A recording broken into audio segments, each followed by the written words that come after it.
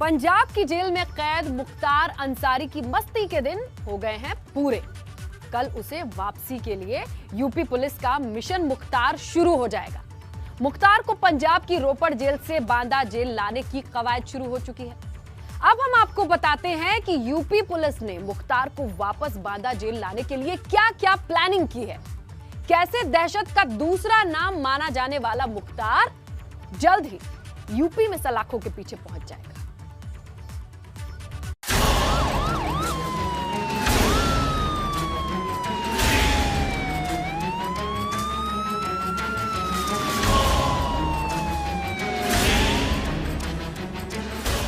मुख्तार की मस्ती के दिन हो गए पूरे।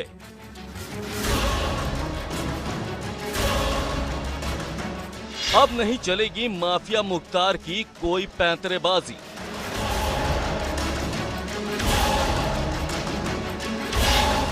मुख्तार की वापसी का वक्त हो चुका है मुकर्रर।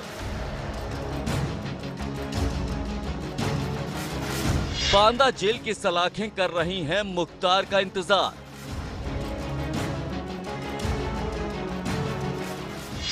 मुख्तार को रोपड़ से बांदा जेल लाने का प्लान तैयार। सुप्रीम कोर्ट के आदेश के बाद ही साफ हो गया था कि मुख्तार अंसारी का कोई पैंतरा अब काम नहीं आने वाला। मोहाली कोर्ट में जब मुख्तार की पेशी हुई तो उस दिन उसकी तस्वीरों से साफ हो गया था कि जो शख्स यूपी में दहशत का दूसरा नाम माना जाता था वो अब योगी सरकार के सामने घुटने पर आ चुका है। वहीं पंजाब सरकार की ओर से यूपी सरकार को इसके लिए खत भी आ चुका है और अब UP police mafia Mukhtar Ansari को वापस बांदा जेल ले जाने के लिए कमर कस चुकी है। अब आपको बताते हैं कि यूपी पुलिस ने मुख्तार को वापस लाने के लिए क्या प्लान बनाया है। मुख्तार को पंजाब से बांदा लाने की जिम्मेदारी तय कर दी गई है। एडीजी प्रयागराज प्रेम प्रकाश को ये जिम्मेदारी दी गई। मुख्तार को लाने कल निकलेंगे एडीजी प्रयागराज प्रेम प्रकाश। आईजी चित्रकूट भी रहेंगे पुलिस टीम के साथ। कल रात तक पुलिस टीम मुख्तार को लेकर पहुंचेगी बांदा जेल।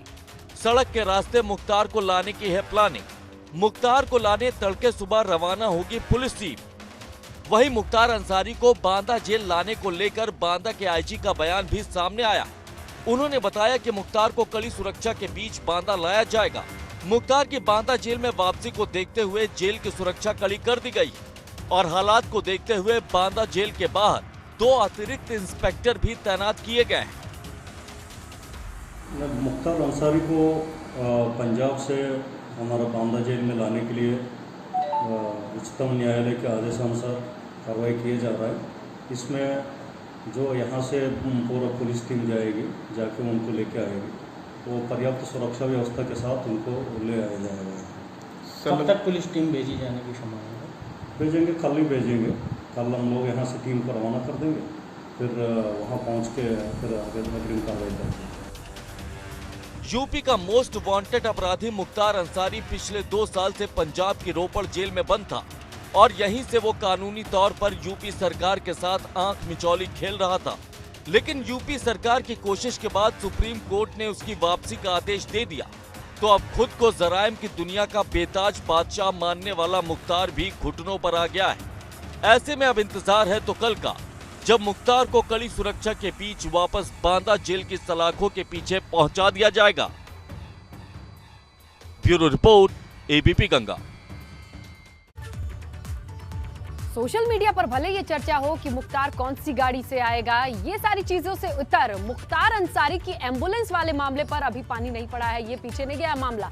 इसे लेकर बाराबंकी पुलिस ने डॉक्टर अलका राय से कई घंटों की पूछताछ की। पूछताछ में अलका राय के निजी अस्पताल श्याम संजीवनी में काफी देर तक ये बातचीत हुई।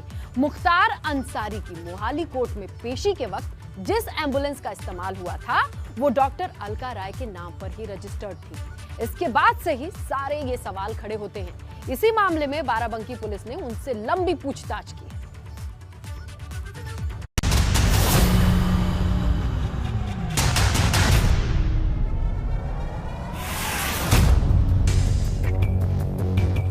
मुख्तार अंसारी जब मोहाली कोर्ट में पेश हुआ था तो उसके पास ये यूपी नंबर की एम्बुलेंस खड़ी थी और इस एम्बुलेंस से जुड़ा था वो रहस्य जिसके तार उस मऊ जिले तक पहुंच गए जहां से मुख्तार खुद विधायक है। दरअसल जिस एम्बुलेंस में मुख्तार मोहाली कोर्ट गया था उस पर बाराबंकी का नंबर था, लेकिन जांच में पता चला कि इस एम्बुलेंस का ताल्लुक मऊ जिले की डॉक्टर अलका राय से है और इसका रजिस्ट्रेशन भी साल 2015 में खत्म हो चुका है। वहीं डॉक्टर अलका राय का नाम सामने आया तो अब पुलिस महकमा भी उनसे पूछताछ में जुट गया है।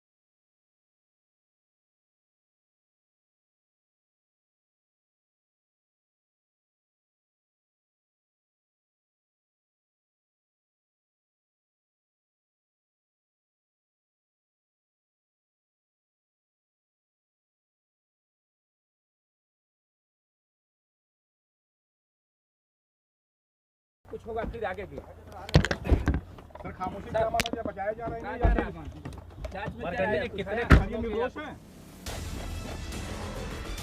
वहीं इस मामले को लेकर डॉक्टर अलका राय ने मीडिया से बात की और अपनी राय सामने रखी। उन्होंने कहा कि साजिश के तहत उन्हें इस केस में फंसाया जा रहा है। अलका राय ने बताया कि जिस वोटर आईडी कार्ड पर एम्बुलेंस का रजिस्ट्रेशन कराया गया था, उस पर लगी फोटो तो उनकी थी, लेकिन जो दस्तखत थे वो उनके नहीं थे। सारी बातें एक बार और बाराबंकी की टीम को बताई है और वो लोग अपना सारा अपना जो भी प्रश्न पूछने थे उन्होंने पूछे और हमारे जवाब लेके रिकॉर्डिंग करके और वापस चले गए। जहां एक और मुख्तार अंसारी की एम्बुलेंस को लेकर डॉक्टर अलका राय से पूछताछ की गई, तो दूसरी ओर यूपी पुलिस मुख्तार अंसारी को पंजाब से यूपी लाने के बंदोबस्त में जुटी हुई है। वहीं पंजाब सरकार ने यूपी सरकार को इसके लिए औपचारिक तौर पर चिट्ठी भी लिखी है, जिसमें मुख्तार की बीमारी का हवाला दिया गया। वहीं यूपी सरकार ने पंजाब सरकार की मुख्तार को लेकर जाहिर की गई इस हमदर्दी पर पलटवार किया है। उच्चतम न्यायालय ने डायरेक्शंस दिए हैं, दिशा निर्देश उनके हैं, उसके आधार पर जो भी उन्होंने दिया है उसको पूरा करते हुए हम लोग पुख्ता यहाँ पे अपनी जेल में इसका अरेंजमेंट कर रहे हैं, इंतज़ाम कर रहे हैं, जिससे कि पूरा का पूरा किया जाए। और विशेष रूप से हम तो थोड़ा सा पंजाब सरकार को उनके स्वास्थ्य की ज़्यादा चिंता है, मुख्तार अंसारी को उन्होंने अपनी चिट्ठी में भी लिखा है, तो उसकी भी उनको मैं कहना चाहता हूँ, आप चिंता ना करें, आपके हो सकते हैं वो बड़े खास, मगर उत्तर प्रदेश के मुलजिम नंबर 1 है। सुप्रीम कोर्ट के आदेश के बाद जल्द ही यूपी का मोस्ट वांटेड अपराधी मुख्तार अंसारी वापस लाया जाएगा, जिसके लिए पुख्ता तैयारी की जा रही। जानकारी के मुताबिक मुख्तार को 8 अप्रैल से पहले पंजाब की रोपड़ जेल से बांदा जेल शिफ्ट किया जा सकता। साफ है कि लाख कोशिश के बाद भी अब मुख्तार को यूपी की जेल की सलाखों के पीछे पहुंचने से कोई नहीं रोक सकता। Bureau report, ABP Ganga.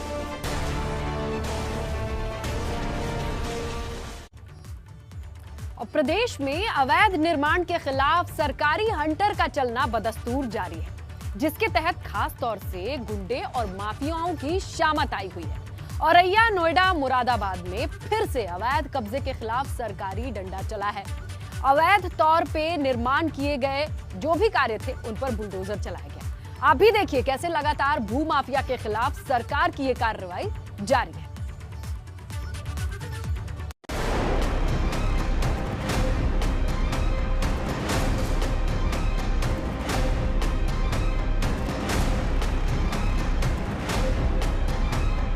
तस्वीरें औरैया जिले की, जहां पर सदर कोतवाली के बनारसी दास इलाके में सरकार की कार्रवाई का हंटर चलता दिखाई दिया।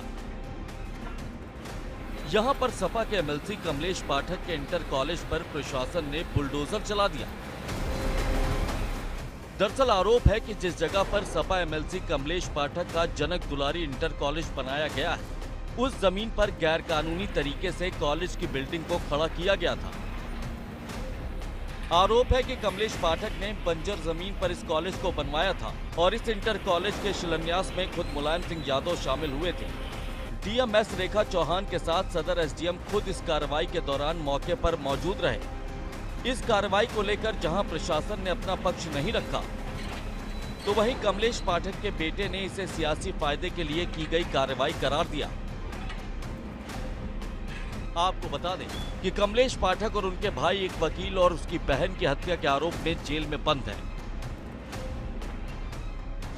मामला पूरी तरीके से राजनीतिक विद्वेष भावना के तहत आज हमारे इस विद्यालय को, जो कि हमारी दादी के नाम से स्थापित किया गया सन 1994, जिसका शिलान्यास श्रृंगेरी पीठ के शंकराचार्य जी ने किया और उद्घाटन उत्तर प्रदेश के तत्कालीन मुख्यमंत्री माननीय मुलायम सिंह जी ने किया। सरकार ने आज अपने राजनीतिक विद्वेष भावना के तहत इसको गिराया और रविवार का दिन चुना ताकि न्यायालय भी बंद है, विद्यालय भी बंद है। किसी भी तरीके का कोई नोटिस, कोई भी पूर्व सूचना हम लोगों को नहीं दी गई। पंचायत चुनाव के पहले अपराधियों पर अंकुश लगाने के लिए मुरादाबाद में भी बड़ी कार्रवाई की गई। पुलिस ने यहां पर ठाकुर द्वारा तहसील के रहने वाले शातिर अपराधी धर्मानंद भटनागर के खिलाफ कार्रवाई करते हुए उसकी 3,37,32,000 रुपए की चल अचल संपत्ति को गैंगस्टर अधिनियम के तहत सीज करके अपने कब्जे में ले लिया। पुलिस ने इसके लिए बकायदा मुनादी करके आसपास के ग्रामीणों को इसकी जानकारी भी दी। इसके सभी मकान अवैध रूप से जो अर्जित किए गए थे, स्कूल, कॉलेज, गाड़ी, बैंक बैलेंस सब जब्त कर लिए गए। शीघ्र ही इन मकानों पर, इसके स्कूलों पर ध्वस्तीकरण की कार्रवाई भी की जाएगी। पुलिस ने बताया कि जल्द ही बुलडोजर से धर्मानंद के अवैध निर्माण को भी जमींदोज कर दिया जाएगा। माह अक्टूबर में धर्मानंद भटनागर नामक व्यक्ति की एक शस्त्र फैक्ट्री पकड़ी गई थी जो उसके विद्यालय में संचालित हो रही थी। उसी के क्रम में उसके खिलाफ गैंगस्टर एक्ट के तहत कार्रवाई की गई। आज डिलारी पुलिस ने उसकी 3,37,32,000 की संपत्तियों को, जो उसने अवैध तरीके से अर्जित की थी, और ये अवैध शस्त्र जो वो पंचायत चुनावों को प्रभावित करने के लिए अपनी फैक्ट्री में बना रहा था, तो उसके विरुद्ध कार्रवाई करते हुए उसकी संपत्तियों का जब्तीकरण किया गया। नोएडा में भी अवैध बिल्डिंग का निर्माण कराने वालों के खिलाफ कार्रवाई देखने को मिली। नोएडा के सेक्टर 49 में सरकारी जमीन पर अवैध बहुमंजिला इमारत बनाने का काम चल रहा था। नर्सरी की आड़ में इस बहुमंजिला इमारत को तैयार किया जा रहा था। वहीं जैसे ही नोएडा विकास प्राधिकरण को इसकी जानकारी हुई, तो प्राधिकरण के कर्मचारी मौके पर पहुंच गए, जहां पर इस अवैध निर्माण को रुकवाया गया और जमीन को अवैध कब्जे से मुक्त कराया गया। यहाँ पर कुल 2409 वर्ग मीटर जमीन खाली कराई गई, जिसकी कीमत 15 करोड़ रुपए बताई जा रही है। साफ है कि उन भूमाफिया के लिए बुरा वक्त जाने का नाम नहीं ले रहा, जिन्होंने किसी दूसरे की जमीन या फिर सरकारी जमीन पर कब्जा कर रखा था। योगी सरकार ऐसे अवैध निर्माण के खिलाफ कार्रवाई कर रही है और भूमाफिया के कब्जे से ऐसी जमीनों को छुड़ाया जा रहा है। साथ ही बदमाशों की संपत्ति भी कुर्क की जा रही है, जो उनकी जराइम की दुनिया की कमर तोड़ रहा है। Bureau report, ABP Ganga. बात भारत सरकार के स्वच्छ भारत मिशन को पलीता लगाते उन अधिकारियों की, जिनकी काली करतूत की वजह से गाजीपुर में 1,58,00,000 रुपए शौचालय घोटाले का मामला सामने आया। गांव के प्रधान और सेक्रेटरी की मिली भगत से भ्रष्टाचार का ऐसा ताना बाना बुना गया, जिसके सामने आने के बाद सभी हैरत में हैं। यही नहीं, प्रधान की मौत के बाद भी करप्शन का ये जो काला खेल था वो बदस्तूर जारी रहा। क्या है ये पूरा मामला, देखिए इस रिपोर्ट।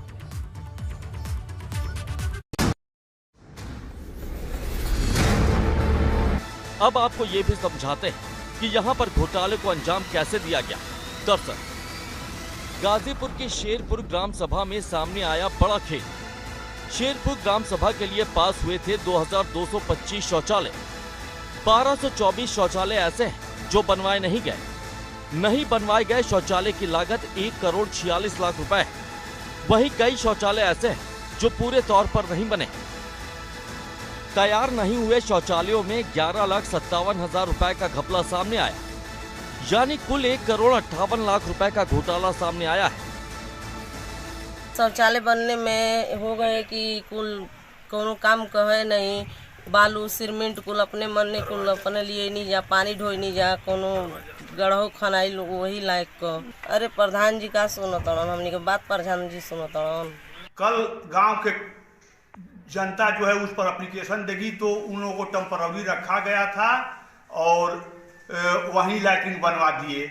हम लोगों ने कहा कि भाई ये जो है पट्टे की जमीन नहीं है, नवीन पड़ती है, कल ये लोग यहाँ से हटा दिए जाएंगे तो ये जो है अवैध काम क्यों करा रहे हैं।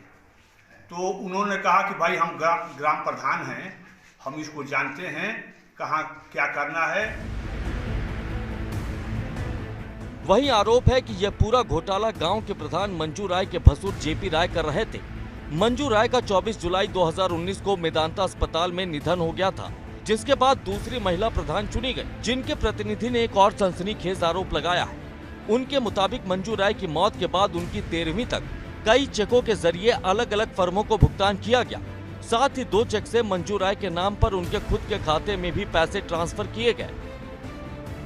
केवल ये शेरपुर का ही नहीं, हमारे गांव सभा के साथ साथ मुझे विश्वास है कि पूरे उत्तर प्रदेश में अगर केवल शौचालय का जांच करा दिया जाए ईमानदारी से तो 60% घोटाले निकलेंगे और जो मेरे शेरपुर गांव सभा का घोटाला है वो आपके एशिया में सबसे बड़ा घोटाला है।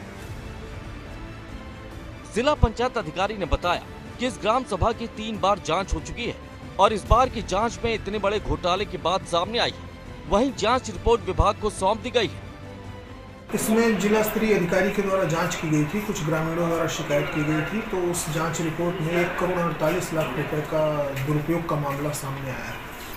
अब इसमें फाइल नोटशीट बनेगी और संबंधित जिन लोगों ने शासकीय धनराशि का दुरुपयोग किया है उनके विरुद्ध प्रथम सूचना रिपोर्ट, वसूली और अन्य कार्रवाई के लिए पत्रावली बन करके जाएगी सीडीओ साहब के पास, फिर उनके माध्यम से जाएगी डीएम साहब के पास, फिर जैसा जिलाधिकारी महोदय का निर्देश होगा उसी के क्रम में कार्रवाई आगे की जाएगी। वहीं गांव शेरपुर के सेक्रेटरी रजनीकांत उपाध्याय का कहना है कि गांव की राजनीति के चलते ये आरोप लगाए जा रहे हैं। उनका कहना है कि बिना जांच के ही जांच अधिकारी इतना बड़ा आरोप लगा रहे हैं। आप भी सुनिए कि अपनी सफाई में गांव के सचिव क्या कुछ कह रहे हैं। वो जो सूची दी गई है उनमें से 1224 शौचालयों का अस्तित्व ही नहीं है मौके पर और उसका धन आहरित कर लिया गया है।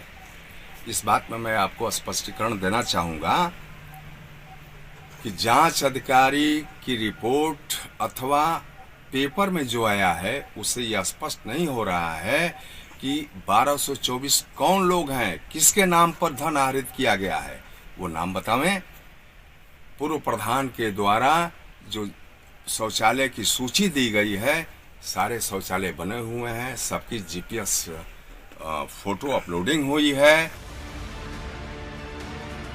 शौचालय के नाम पर 1 करोड़ 58 लाख रुपए का ये घोटाला न सिर्फ हैरान करने वाला है बल्कि ये भी साफ कर रहा है कि कैसे सरकारी पैसे के बंदरबाट के लिए निचले स्तर पर बड़े बड़े खेल खेले जा रहे हैं। सरकार चाहती है कि योजनाओं का फायदा आखिरी पायदान पर बैठे शख्स तक पहुंचे, लेकिन बीच में जिस तरह से सरकारी योजनाओं को ही पलीता लगाया जा रहा है वो सरकारी कोशिश पर पानी फेर रहा है। ऐसे में अब देखना यही है कि इस मामले में क्या कुछ सामने आता है और घोटाले के दोषियों को कितनी कड़ी सजा मिलती है। गाजीपुर से अनिल कुमार के साथ ब्यूरो रिपोर्ट, एबीपी गंगा।